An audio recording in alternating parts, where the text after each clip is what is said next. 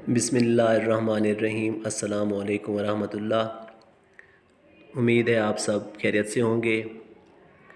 आज का जो हमारा टॉपिक है वो है अमराज़ मैदा के बारे में। आजकल मैदा का अमराज़ बहुत ज़्यादा बढ़ गया है और इसकी वजह फ़ास्ट फूड, नाकिस ग़िज़ाएँ और वर्जिश ना करना है। तो आज मैं आपको एक आसान सा टोटका बताता हूँ मैदे के हवाले से।